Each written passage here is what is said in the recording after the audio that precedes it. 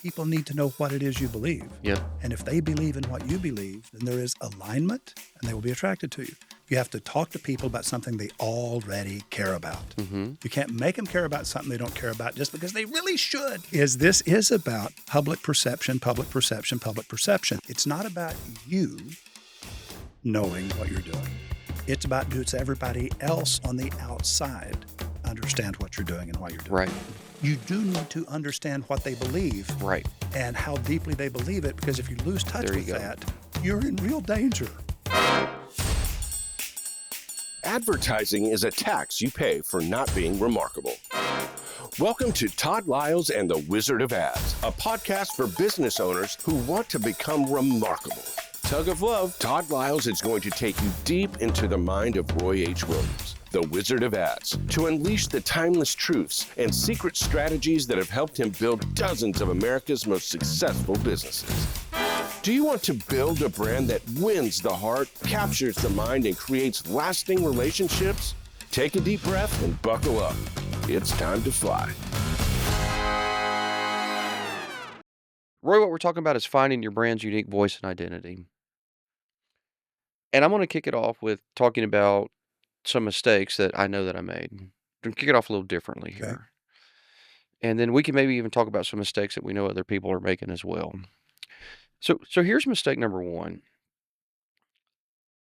I stopped doing what I built this company on for about 3 years. And what I built this company on was me wanting to make a difference. I've heard you say that you have to decide what you want to do. Do you want to make money? Do you want a name? Or do you want to make a difference? I clearly built this company wanting to make a difference. It wasn't about money. It certainly wasn't about myself. I recognize now I should have embraced my personal brand, but I wanted to make a difference. And in doing so and wanting to make a difference, I had to use the resources that I had. I had very limited resources, but what wasn't limited was my ability to write and to share. So for 11 years, I wrote 2 blogs a week and I shared them. I didn't have a marketing team, and oddly enough, the thing started growing. Mm-hmm. So mistake number one was when we got to a place internally where we needed to be more operationally systemized, I gave up the time that I was committing to writing and giving for making a difference. And if I'm being honest, it became about not a difference, it became about money. I got to get systemized. I got to get all these structural things in place, which are totally true. Mm-hmm. But what I found was I didn't have the bandwidth to do both. Right. So that was mistake number one. And we were able to carry through that mistake for a long time because when you brand relationally, it's got long tails. You don't realize that it's a mistake for months, maybe sometimes years. Right. Here's where mistake number two came in. And this wasn't about money. This was still about making a difference. But when I was looking at the marketplace and realizing that we were serving all of these medium to large size businesses, but there was all these small businesses that fundamentally couldn't afford our initial offerings, I sat down and created a program that we called Spark, which we then later renamed to Kings of Tomorrow for all the right reasons. Right. But I really screwed up. And the reason why I screwed up was I started talking about this program for small businesses. Mhm. Well, before I was just talking about making a difference. I didn't talk about what size. So people Right. knocked on the door. We asked questions. How big are you? And Right. then we offered those things. Well, I really messed up because I went so hard into the concept of Spark that for the people that weren't doing business with us or were on the fringes, I shifted it into their brain. Mhm. We weren't a company for all home service businesses. We were this company that helped small guys, period. Right. And I recognize that. So we haven't talked about Kings of Tomorrow exclusively for a long time, nor are we advertising your accountability partner. We have made the very hard shift. And by the time people are seeing this, because we record these weeks and weeks and months in advance, it will be well implemented. We're going back to the difference. What is service excellence? And this is not, in my opinion, too terribly different to recognizing something that you and I were talking about. And I think it's okay to talk about it. What you're doing is you're shifting from product focus to purpose focus.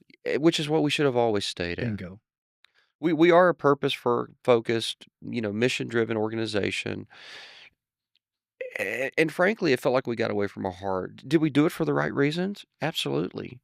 Did we need to do all that internal growth and structuring? 100%.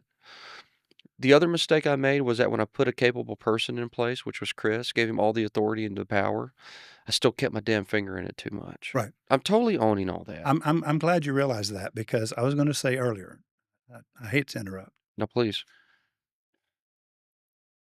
It's not hard to find a really capable, experienced, talented, gifted person to do the business of your business Mm-hmm. and all of the details and processes that need to be created. Anything that they need to understand better, they will come and ask you, and then Right. they will implement it for you. But you cannot assign somebody else to be the spokesperson for your company. In other words, nope, I'm sorry. Whenever you're building something and you're building something you believe in, people need to know what it is you believe. Yep. And if they believe in what you believe, then there is alignment and they will be attracted to you. And so creating content, what you're doing right now, you're creating content for your company. Mm-hmm. And you're saying, hey, these are the things I believe. These are the things I trust. These are the things that interest me. In the same way that Steve Jobs said, these people fascinate me. And I'm interested in these 17 things right here. And then you knew Steve Jobs on the whole Think Different campaign. Okay. And what all those people we talked about in the previous episode. Well, that's what you're doing, is you're bringing in people that interest you, that you think have something valuable to share. And it helps people understand who you are better.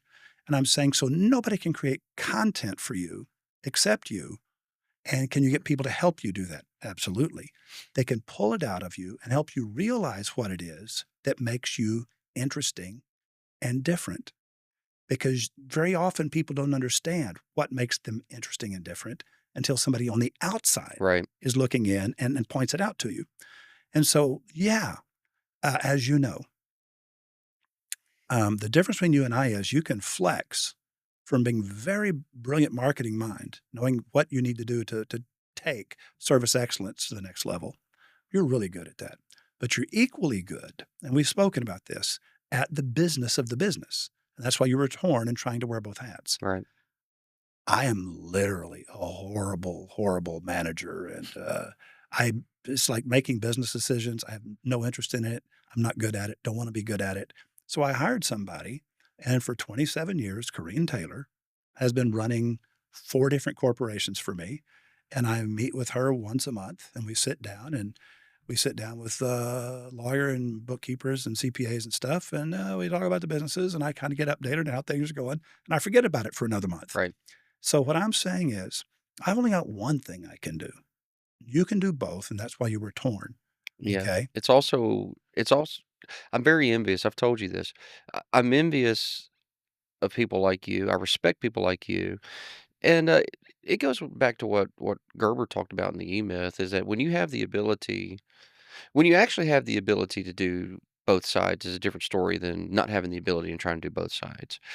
But at some point, what I had to embrace, and I hope that this rings true for the listener, I had to embrace the idea that there are certain things that I'm deeply passionate about, which I'm deeply passionate about what we're doing. I'm deeply passionate about what Alan and I are doing. And, y you know, one of the people on our team asked the question of me, like, "Are you afraid you're gonna burn out?" I'm like, "Not no, but not hell no." This energizes me. I'm afraid I'm gonna Exactly. burn you out. Exactly. I'm not gonna burn out. Um, but passion aligned with actual skill sets. I am proficient at the business side of things for my own business. I'm actually more passionate about implementing procedures and systems in other people's businesses than my own. It's weird to say that. Yeah. That's fun. So what I may be proficient at, if I'm not passionate about, I need to let guys like Elmore do it. Now, this is actually going to come over to the point, because what I want to talk about in today's episode is your brand's unique voice and unique identity. And I really do think that this ties in with what you do as an organization. And I'm going to bring up a topic that by the time the listener hears this, it may have changed. Mhm. But as of right now, today, Tesla's stock price is 40% down. Yeah. And by the way, this will not be a statement of our politics, No. but what it will be a It's about statement of is marketing brand decisions, and marketing and decisions. public relations. Exactly. Yeah. So prior until the recent alignment with Elon going to Doge and working under the current campaign, my perception of Elon was always this genius level person that does genius level things. If you've ever read about geniuses, they do wacky things that we don't understand. They usually don't morally, ethically align with a lot of things that we believe, but what they do is they change the world. Mhm. Very mission focused, very driven. If we go back and we look at Elon's stated goal of everything he's always done since PayPal, it's essentially to make humans a second planetary species. It's why SpaceX, it's why Tesla, he believes that technology is what we're going to have to use when we're on a different planet, can't depend on carbon fuels. And a lot of people really bought into that vision. Um, People that weren't buying electric cars are going, "Hey, I'm going to buy an electric car, not necessarily even just because of that vision, but because they're freaking cool. I like the style and design." Sort of took that Apple approach. People that were doing it because they were concerned about the environment were buying those cars. When he's building something called rockets that burn more fossil fuel than just about anything, people are like, "Okay, that's cool," because he's trying to do this very long-term vision of getting humanity to a second planet so that it can outlive Earth if we need to do that. I don't know if I think that ultimately is super viable, but the point is that he had a brand Mhm. about humanity. His current moves don't seem to embrace humanity. Well, here's the thing. Um, maybe they do, maybe they don't. That's not the important part. It's just that remember what I said? What you're doing and why you're doing it, you know in your own heart. And I'm sure Elon knows in his own heart why he's doing what he's doing and why he believes it's the right thing. Okay. Mhm. But remember, when it comes to advertising and marketing and public relations, as I said a couple of episodes back, it's not about you knowing what you're doing. It's about does everybody else on the outside understand what you're doing and why you're doing Right. it? And can they relate to it? Yes. And so whenever I said nobody can write their own ads, not even me, because you're on the inside looking out and you cannot see yourself when you're on the inside looking out. You need somebody who's on the outside looking in Mhm. to tell you, yeah, that's not a good idea.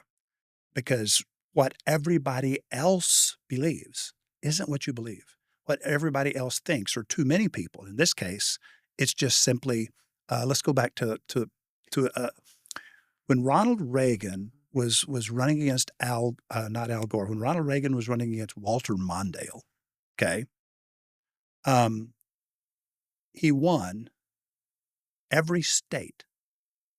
He won the electoral votes of every state in America except Walter Mondale's home state of Minnesota. Wow. And that's the last time there was really a mandate by the American people. And you know what the joke was? Mm-mm. What does Ronald Reagan want for Christmas? Minnesota. Minnesota. And it would have been a 50-state sweep. Now, if you go back to when Al Gore ran against George W., Mhm. and it came down to the hanging chads, Right. and literally it was just hundreds of votes. And for I forget how long it was, for weeks, we didn't have a president. But nobody started shooting. Isn't that fascinating? That was the greatest expression of democracy in the history of the world, is that it was 50-50, and we did not know who was president for several weeks, and everybody kept calm. Mhm. And then they finally said, okay, this guy won. And the other guy goes, all right. That was it.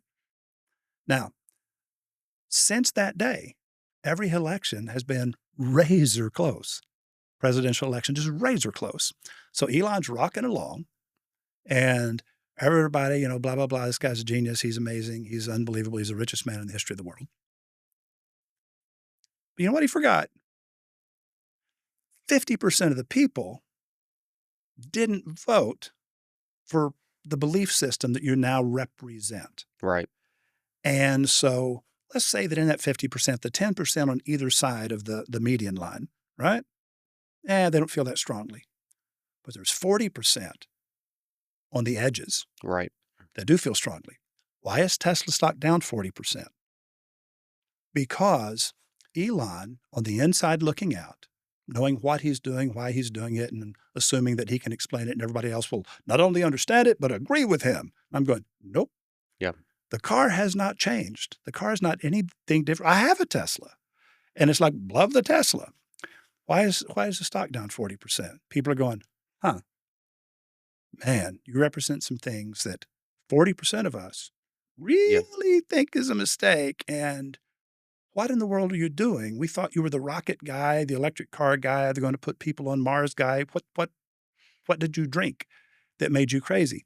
Now, again, this isn't about politics. It's about what 40% of the people Right. believe, and they can no longer relate. And I'm going, he isn't coming back from that, in my opinion. He will never regain the momentum and the status that he had before. This is a wound that will not heal. Yeah. Well, I see this from a couple different perspectives. Because I'm amazingly right in the middle of most things. I know. I can lean really to the right or the left side.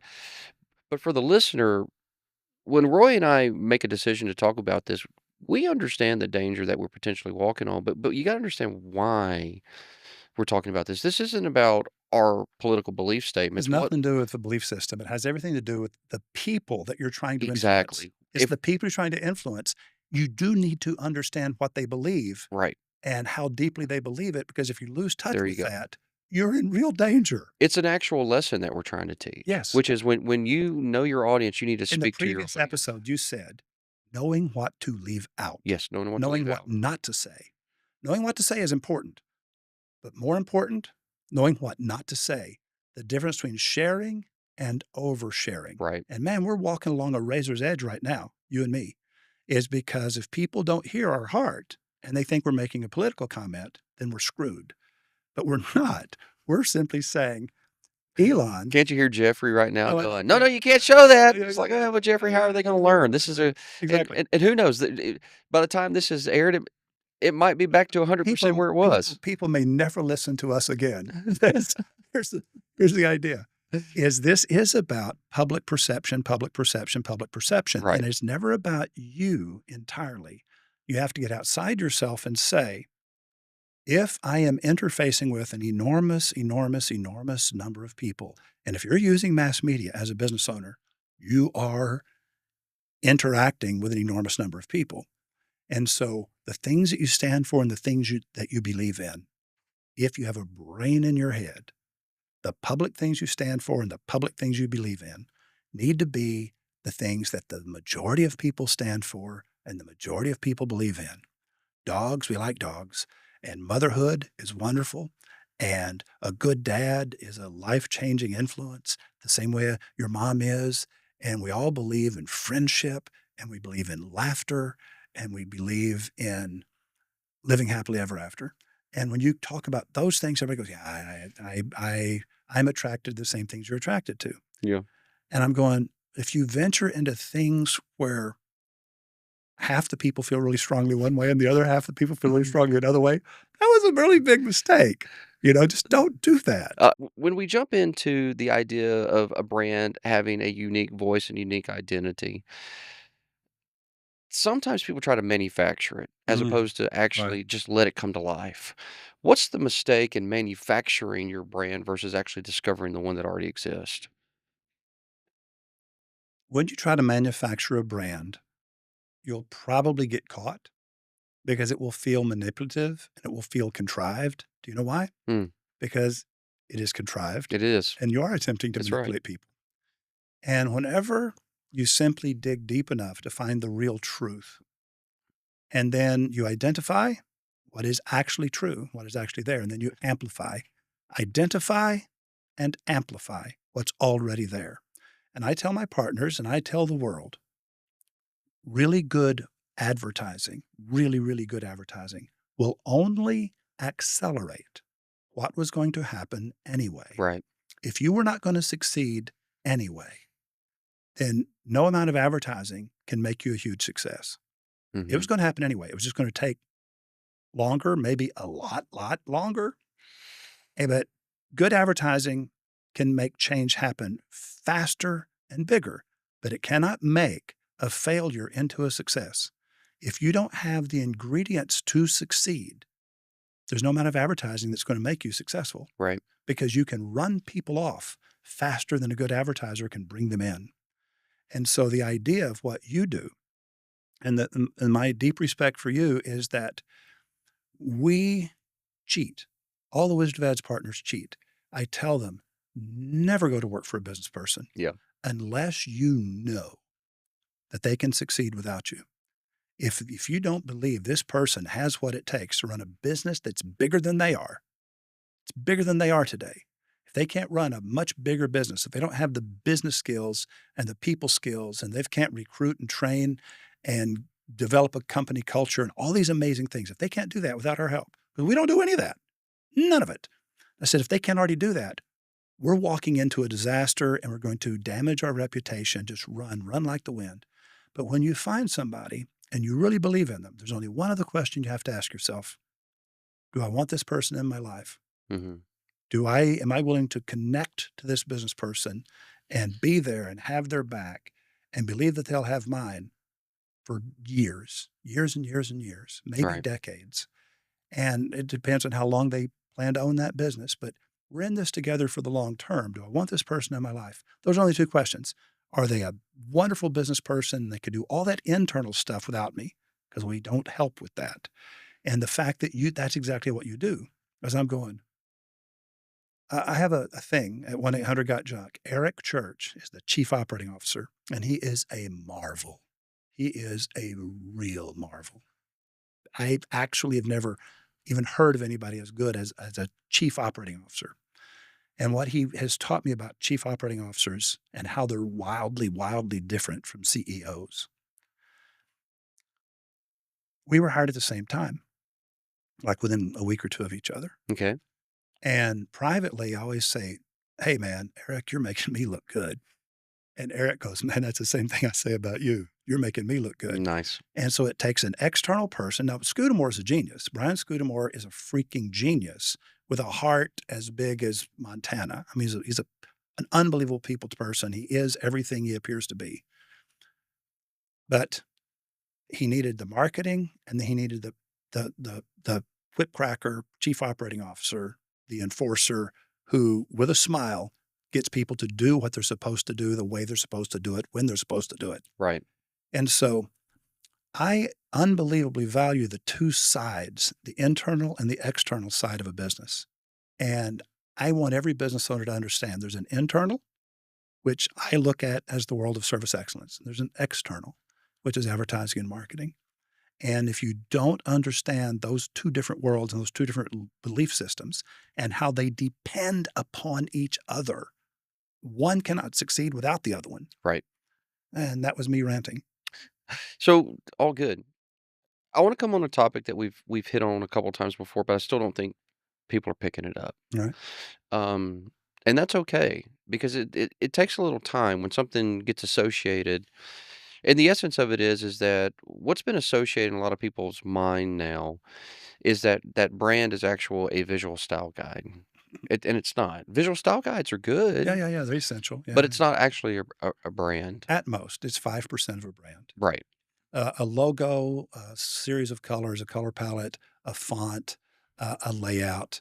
A visual style guide is a visual recall cue. Mm-hmm. And so it helps remind you of something that you know. A brand is the thing that you know. Right. So if we keep that in mind, then the nuance of the question for the listener and the audience is going to make sense. Right. Because sometimes you'll hear people say, can I just rebrand without destroying, what the world thinks of me? And in the essence of it, if you say, can I rebuild my visual style guide without destroying my brand, that's different Right. than can I rebrand without destroying my original voice. So sometimes people go, I want to rebrand. And I'm like, you want to rebrand? Well, do you actually have a brand that the people think about? Do you have associations already built? Are they good? Mhm. Or do you mean you want a new visual style guide? So let's just take it one step at a time. Let's say someone actually has a fairly decent set of associations. We'd say they're not all the way there, but maybe they're 75% of the way of being branded. And they come and they say, Roy, I want to rebrand. What they really mean is, Roy, I want to rebuild my visual style guide. If done properly, can they do that without causing damage to the existing brand? And can they even strengthen the existing brand? Oh, say a visual style guide, as I said, it's 5% of a brand. Right. And so, yeah, So I mean, 5% of the damage or 5% of the good. It's not that much either. yeah, what I'm saying is it is simply a visual way of triggering the memories of what people know about you. Mm-hmm. Now, let's talk about a company that rebranded that most people don't realize rebranded. Two of them, as a matter of fact. So, Home Depot, okay? What was the original company? I have no idea. Builder Square. Not a clue. Didn't know that. And Costco, what was the Again, original company? not a clue. Price Club. Mm. And so Price Club was shabby in a lot of the same ways, and I'm going to say this with respect. Price Club was shabby in a lot of the same ways that Sam's Club is shabby. It just didn't sparkle and it didn't just radiate with energy. Now, Costco radiates with a certain energy. And you're going, where is that energy coming from? Well, they're extremely well-paid employees. Yes. And they've upped their game.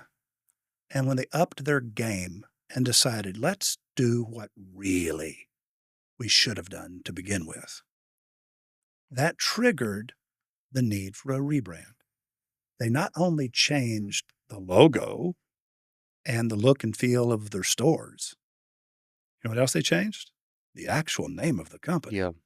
And so what I'm saying, that's a true rebrand. That's a true rebrand. That's a true rebrand. And I'm going, true rebrands don't scare me in the slightest. I was, the very first company I lost to private equity was about 2000. I started in 1992 working with William Pitt Jewelers in Los Angeles, okay? It was 12 mall jewelry stores doing a total of $11 million a year. And I went on, the other day I was going, And I went on, I typed in Robbins Brothers. So Robbins Brothers, BROS period, Robbins Brothers, the world's biggest engagement ring store. And so in 1992, I convinced Skip and Steve Robbins, third generation jewelry store owners, third generation. Hey guys, you're successful, you're making plenty of money, but you need to just have a going out of business event. We're going to just bring in unbelievable amounts of money. 3-generation old company closing its doors forever. He goes, yeah, but how will these leases and all these mall locations? I said, no problem. After we sell everything, including the carpet, the wallpaper, and the cash registers, we're going to sell everything and bring in this huge amount of capital, which we did. And I said, and then we're going to go into business as Robbins Brothers, the world's biggest engagement ring store. And they said, well, what do you think will happen? And I said, well, every time you close, this is strategy. Every time you close a mall location, whenever the lease expires, close it. Whenever a lease expires in a mall location, close it. And we're going to find what used to be banks. Because in those years in California, in the mid-90s, same thing was happening in Texas. Would the last person to leave Austin, Texas, please turn out the lights? And oil was $11 a barrel. There was a big problem in those years financially. And what happened is I said, all right, when these banks close, buy the bank. It's a big 10,000 square foot building with its own parking lot. And now you're a destination. So, man, we've always had that mall traffic to count on. I say, yeah, don't worry about it. And so we wound up with 7 standalone locations. And this is at the end of 8 years. Mm-hmm. 7 standalone locations doing $100 million. And we closed all the mall stores. No more mall stores. We had one in San Diego, one in Riverside, San Bernardino called the Inland Empire. We had like 2 or 3 in Orange County, 2 or 3 in LA.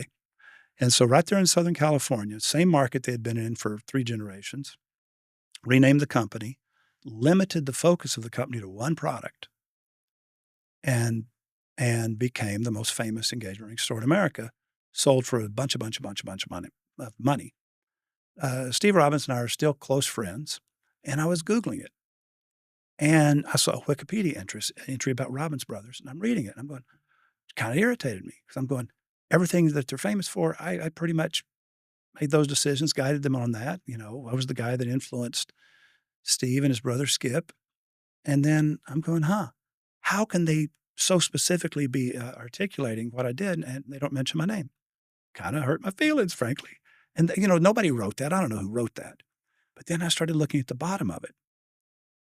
And one of the little sources of the information was an Entrepreneur Magazine article published in 2005, 20 years ago, written by Roy H. Williams.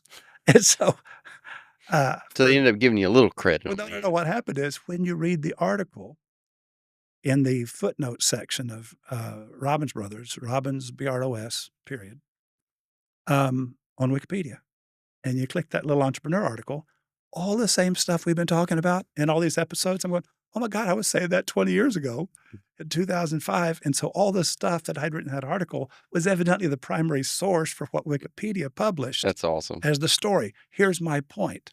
We're talking about rebrands. Totally changing the freaking name and the direction. Now, why did I say engagement rings?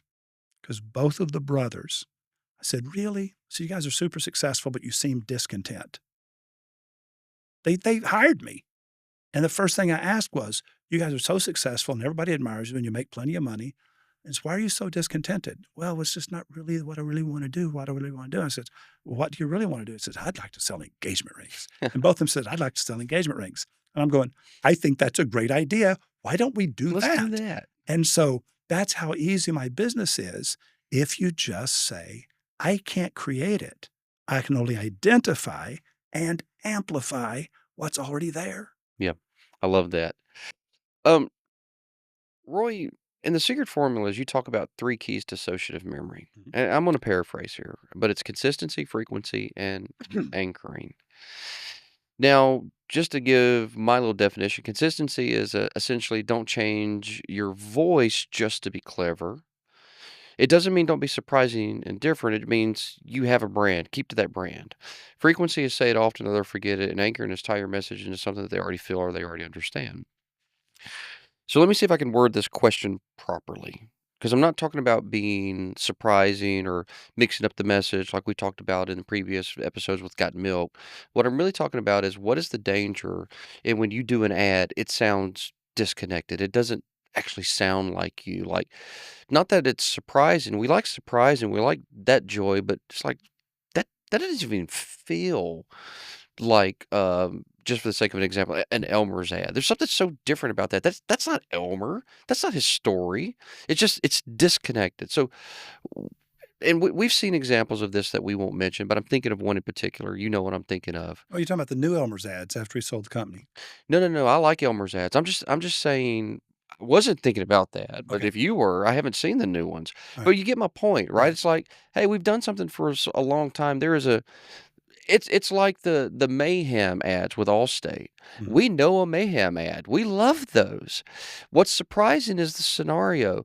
But if they put that same guy in there and he wasn't being Mayhem, he was being something else, we'd be waiting like, when's he gonna be Mayhem? Right. So that's my question is what's the danger in losing that consistency in your advertisement? Okay. So first thing I have to do is I have to give you some nuanced definitions. Please. Okay. So the third thing is anchoring. Anchoring is just another word for relevance. You have to talk to people about something they already care about. Mm-hmm. You can't make them care about something they don't care about just because they really should. If they only understood the facts, boy, they would care about this. It's like, nope.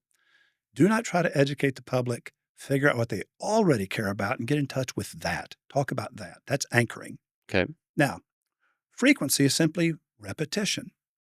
Okay. They're not going to get it the first time or even the 20th time that they're exposed to it. Frequency is repetition. So what is consistency? Now keep in mind, predictability is the worst possible thing you can do in Right. advertising. If it's predictable, people gag. I mean, it's literally the worst thing you can do. It's why people hate most ads, because they are predictable. When you say what people expected you to say, when you do what people expect you to do, it is predictable and they really are turned off by it. So what is consistency if it's not predictable? Exactly. I think that was what I was trying to get to. Yeah. So consistency is not predictability. Consistency it's a style guide that is infinitely bigger than a visual style guide. In other words, anytime you hear a 1-800-GOT-JUNK ad, you hear Brian Scudamore, the founder and sole owner of the company. There's no shareholders, there's no investors, there's no partners. Brian owns everything. This is Brian's company, Brian speaking. Mm-hmm. See what I mean? Mm-hmm. And I know what's in Brian's heart, and I can articulate that because that's my job. And I never ask Brian to say anything he would not have written if he was as good of a writer as me. You know what I mean? It's his words. He just doesn't spend enough time trying to figure out exactly how to phrase things. So his voice is consistency. And there's what we call the little happy whistling music in the background. Mm-hmm. That's always there. And then you know that at some point he's going to say, we make junk disappear. All you have to do is point. Now, that is consistency. You always know. Now, here's what's crazy. In a 60-second ad, you have no idea what the other 58 seconds are. Right. And so the new, the surprising, the different are packaged within a structure or sound effects or music or a voice or any combination of the above, or there's a certain consistency that is not predictable. What I appreciate about what you just did there was that oftentimes when we are trying to define things, we use our own definitions to define the thing, which leaves a person still confused. Right. So you mentioned the happy whistling music. Yeah. Right? Right. All you got to do is point. Right. You know, those in our world we refer to as brandable chunks. Yes. So the consistency here is in the brandable chunks. These little chunks of a message. It's not even a complete sentence sometimes. Sometimes it's a phrase that nobody but you uses. Mm-hmm. Just a phrase. And when we mentioned Elmer. So we built Elmer's. Elmer sold the company, and now he's doing a whole new thing called Zuby. Zuby. I know what it means. Yeah. And so ZOOBY. Zuby.com. You'll find out all about it. It is home maintenance and wonderful upgrades. And it doesn't do any air conditioning, plumbing, or electrical. None. Now, the point is this. The new Zuby campaign is the same Elmer with all new brandable chunks. They don't disagree or contradict the old things you're known Elmer for. It goes beyond those and takes them all to a different level using different words. Mm-hmm.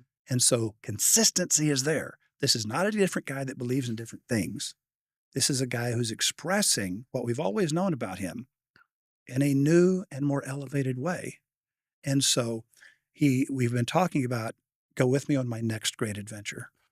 Because in San Antonio, where he began, he literally is a legend. And everybody knows his face, everybody knows his voice. And whenever the very first ad said, when you grow up and your family name is Zubiate, all your close friends are going to call you Zuby. It's just automatic. And so he's telling you something, right, about himself you didn't know before. Now, because he sold Elmer's, we just decided we're not ever going to use the word Elmer. And everybody thinks we said Elmer. I said, nope. What we said was, because they know his voice. Right. Consistency. They know that voice. They know that story. They know that personality. They know everything he stands for, right? We can't violate that. We have to remain consistent, but with all new packaging and not just rebranding, an entirely new business model and an entirely new brand, but we can carry all of the good forward without ever saying the word Elmer. Yeah, I love that. You guys have obligations, I'm sure, why you can't say Elmer, but when I think we could, we just chose not to. you just chose not to. Yeah. To follow into that theme, we have very similar brandable chunks at toddliles.com, which are at serviceexcellence.com or serveextra.com. So that actually sets us up very well for our next ad that we're going to watch, because you used the word legend. You talked about Brian Scudamore and his whistling music. So I got one that I think fits in quite well. Well, okay. Let's give it a watch. He is the life of parties he has never attended. If he were to punch you in the face, you would have to fight off the strong urge to thank him. Sharks have a week dedicated to him. He is the most interesting man in the world. I don't always drink beer, but when I do, I prefer those Sakis. Stay thirsty, my friends. Okay. So I picked that one for a couple of reasons. One is that I thought it had very distinctive brandable chunks that we are always seeing repeated. Stay thirsty, my friends. That music, that music, the actor, the most interesting man in the world. He's always doing something fun. So that campaign, I should say, ran for a very long time. Now, I didn't actually do the research like I normally do, Roy, to say, did it sell more beer? I'm assuming it probably did because it ran Yeah. for so many years. Right. But I wanted to ask you what you thought about that particular ad in that campaign. I've always admired it. And I'm trying to remember. Guy lives in Houston, Walker, Texas Ranger. What's his name? Chuck Norris? Chuck Norris. Thank you. Now, that campaign, the very first time I saw it, remember in a previous episode, I was talking about archetypes and icons. Mm-hmm. And there's only a certain number of stories, and there's only a certain number of identities, character diamonds, if you will. The character diamond being what causes this character to think, speak, act, and see the world the way they do. What are the driving characteristics? What are the things that cause this person to be who they are? Mm-hmm. All you're looking at is James Bond cross-pollinated with Chuck Norris. Yep. And so you have this the tuxedo, the elegance, the women just are magnetically attracted, and beautiful women they just want to rip his clothes off. He's just so sophisticated and amazing and just unbelievable and whatever. And remember, the laugh stuff, remember? There was always, in every James Bond movie, he was never frightened, never flustered, always cool and composed, and you just couldn't beat him. Right. Well, if you take that to the next level, then you have every Chuck Norris joke ever told. That's right. Now, they took all of the structure of all the Chuck Norris jokes ever told, which existed way before this campaign came along. And I'm going, so the whole Chuck Norris joke thing was already thriving in America. They said, let's take Chuck Norris jokes and apply them to a different type of Chuck Norris, which was James Bond, which goes back to the early 60s, 1960s. Okay. Casino Royale, I think in like 1962 or something like that. And so I'm going, okay, this is two deeply established identities that are iconic. And I like to think of them as archetypes, though technically that's not true. And I'm going, okay, they combine those two. When these two things are not entirely Chuck Norris and not entirely James Bond, but a mixture of two things that are gigantically successful, how can it miss? Right. And clearly, the most interesting man in the world is drinking martinis shaken, not stirred. But Right. when he's not, he has a Dos Equis. Yeah, there you go. Yeah. So it's kind of like, oh, okay, this is. So what I'm saying is whenever you can look at something and reverse engineer it, and you can figure out the super famous, super powerful thing that they're doing, right? You'll realize there's only variations on a theme. There's only a certain number of stories you can tell that are the stories that people are attracted to. There's 10,000 billion bad stories that people are not attracted to. And most advertisers choose those. And I'm saying, but when you understand the ones that have time-tested, proven stories, you know how you recognize those? You study history and you study literature. Yeah. And you study screenwriting. And you study novel writing. And you study poetry. You study storytelling. And you only study the greatest that have ever lived. So, Stranger Comes to Town. Mhm. That's one. We'll not give all of them away. Let's give one more away, though. All right, listen. I'm going to ask you to add 4 minutes to this episode. Okay. And it's a video. All right. Well, there's no reason why the simple shapes of stories can't be fed into computers. They are beautiful shapes. This is the GI axis, good fortune, ill fortune. Sickness and poverty down here, wealth and boisterous good health up there. Here's the very middle. Now, this is the BE axis. B stands for beginning.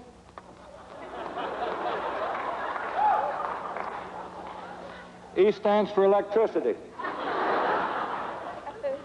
Now, this is an exercise in relativity, really, is the shape of the curves is what matters and not their origins. So we'll start a little above average, is why get a depressing person? We'll start, the whole thing, we call this story Man in Hole, but it needn't be about a man, and it needn't be about somebody getting into a hole. But it's just a good way to remember it. Somebody gets into trouble, gets out of it again. People love that story. They never get sick of it. All right, not copyrighted. Another story, also a beautiful curve and easily fed into a computer, called Boy Gets Girl, but it needn't be that. Just a way to remember it. Start on an average day, average person, not expecting anything to happen a day like any other. Find something wonderful, just loves it. Oh, God damn it.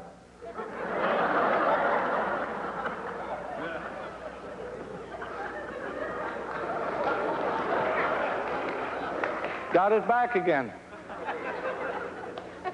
People like that. Now, these are beautiful curves, and this gets a little complicated. Computers can now play chess, so I don't know why they can't digest this very difficult curve I'm going to draw for you now. And it so happens that this is the most popular story in our civilization, Western civilization. As we love to hear this story, every time it's retold, somebody makes another $1 million. You're welcome to do it. Now, surprisingly enough, I've said it's depressing. You know, people don't like stories about below average days and people. But we're going to start way down here. Worse than that, who is so low?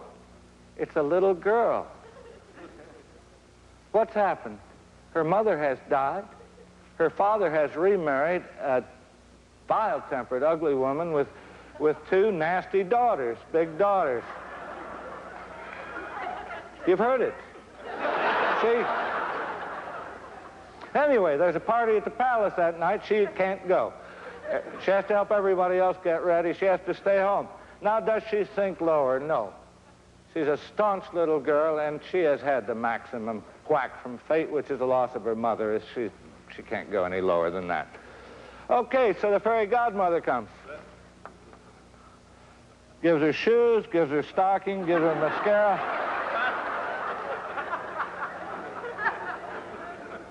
Gives her a means of transportation. Goes to the party. Dances with the prince, has a swell time. Boring, boring, boring, boring, boring, boring, boring. Now, there's a slight inclination to that line as I've drawn it because it takes perhaps 20 seconds, 30 seconds for a grandfather clock to strike 12. Does she wind up at the same level? Of course not. She will remember that dance for the rest of her life. Now, she poops along on this level till the prince comes, the shoe fits. She achieves off-scale happiness.